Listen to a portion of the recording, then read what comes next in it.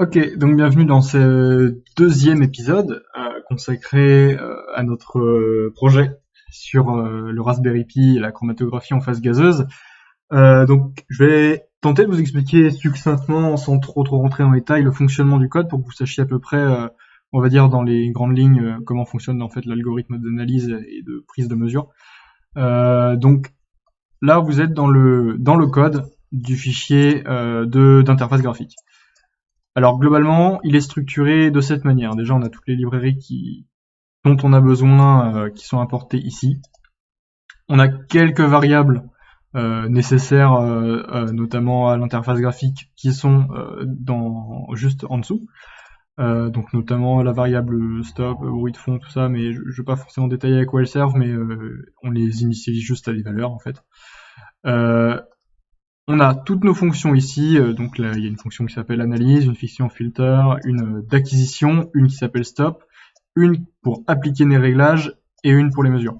Et en dessous, on a ici tout ce qui est relatif à notre en fait notre fenêtre graphique. Donc si vous avez un doute sur une ligne, c'est pas bien compliqué, il suffit en fait de regarder cette ligne et de partir sur la droite, et donc vous voyez que cette ligne en fait elle permet de donner le titre à la fenêtre. Donc toutes les lignes ont été commentées, normalement on n'a pas oublié de ligne.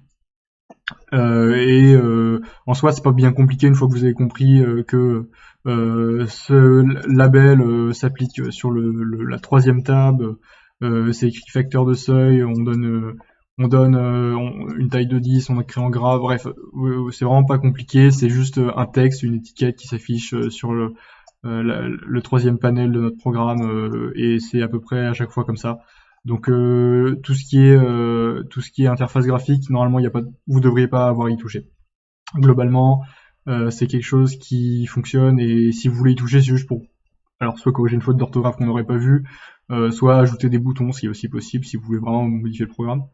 Donc voilà, toute cette partie de la ligne 306 jusqu'à la fin du programme, ça nous permet de créer et de gérer toute l'interface graphique. Ensuite, je vais dans cette vidéo vous parler des petites fonctions pas trop compliquées. Donc la fonction mesure. La fonction mesure, en fait, on aurait pu l'enlever, et je pense que si je l'ai pas fait, c'est parce que j'ai peur de modifier et que ça casse tout. Mais en fait, la fonction mesure, finalement, elle lance la fonction acquisition.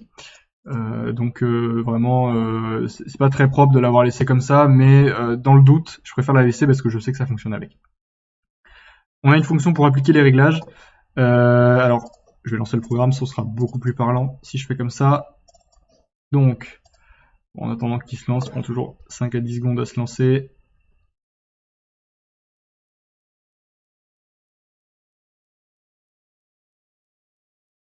Est-ce que tu t'es bien lancé?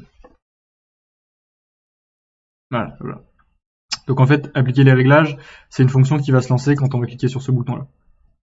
Et donc les réglages, on a... voilà, il s'était bien lancé. On a un réglage de facteur de seuil. Dans les réglages, on a aussi le titre affiché sur le graphe et le nom des opérateurs. Et donc en fait, dans le code, ça se symbolise par des variables qui sont... En fait, on a juste des variables et on donne aux variables les valeurs qu'on rentre dans les cases ici. Donc i.get, en fait, c'est les menus où on peut écrire à l'intérieur. Donc voilà, et ça nous permet juste de mettre dans des variables globales nos informations qui vont être nécessaires par la suite dans d'autres fonctions. On a la fonction stop. La fonction stop qui permet juste d'avoir une variable. On a une variable globale stop qui a été initialisée à 0, qui passe à 1. Et en fait, cette variable après va être utilisée dans une autre fonction pour pouvoir arrêter le programme. En fait, ça permet d'arrêter une boucle. Et donc on a la fonction acquisition que je ne vais pas détailler ici, mais je la détaillerai dans un autre épisode. La fonction analyse que je détaillerai aussi dans un autre épisode. Et la fonction filter que je vais détailler rapidement ici. C'est juste une fonction de filtre de moving average, donc de moyenne mobile sur 100 points. Ça permet de lister en fait le bruit de quantification. Je peux vous montrer, on a fait quelques exemples qui traînent dans le programme. Voilà, donc on va dire qu'avant le filtre, on a un bruit de quantification qui est dû au fait au quantum, hein, c'est classique. Et après le filtre à l'ordre 100, donc je vais pas vérifier si c'est la même échelle, mais je me souviens que ça atténue bien notre bruit de... Voilà, ça doit être à peu près la même échelle. Ça atténue notre bruit de quantification, ça permet des analyses plus fiables. Donc c'est juste un filtre qui va chercher dans nos fichiers xy.csv avec une petite fonction moving average, on l'a même pas codé, on l'a trouvé sur internet en fait. Et voilà, qui sauvegarde les données. Donc normalement il n'y aura pas de problème avec cette fonction, elle fonctionne, vous devriez pas avoir à la modifier. Donc on va s'arrêter là pour cette vidéo. Dans la troisième vidéo, on va parler de la partie acquisition d'abord. Donc acquisition ici. Et dans la dernière vidéo, on va détailler l'analyse qui est un peu le gros morceau du programme.